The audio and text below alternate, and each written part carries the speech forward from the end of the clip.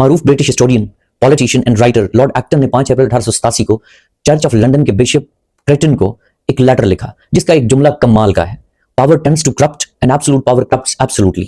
یہ جملہ یوں ہی میرے it was just hovering around my mind.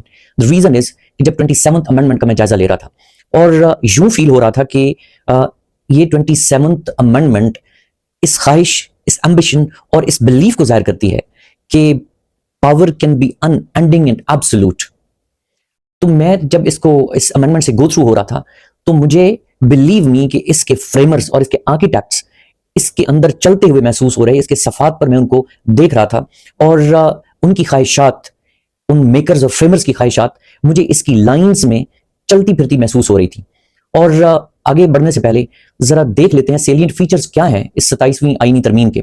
اگر 2 الفاظ میں اس کو بیان کروں تو simple, reshaping the institutions and centralisation of the authority. جو مجھے سمجھ آیا وہ یہی 2 الفاظ میں اس کو ڈسکرائب کر سکتا ہوں۔ تو اس میں کیا اس کی انٹینشن جو بظاہر اس کے الفاظ سے اور اس کی the way it's constructed and woven کیا سمجھ میں آتا ہے؟ سمجھ میں ایک ہی بات آتی ہے کہ they wanna bend law and judiciary to their wills untouched by time and history۔ لیکن ایک بات شاید آپ کو محسوس نہ ہو کہ تاریخ کی ایک خصوصیت ہے اور وہ یہ ہے کہ تاریخ، قانون اور ہیومن مورالٹی اس کو کبھی شکست نہیں دی جا سکتی۔ اور ایسے ہی میری سوچ میں ایک بڑی معروف غزل آ رہی تھی، شاید حبیب جالب صاحب the famous poet، ان کی یہ غزل ہے جس میں وہ بڑے خوبصورت انداز میں ان خواہشات کو بیان کرتے ہیں مگر ساتھ ہی ساتھ وارن بھی کرتے ہیں۔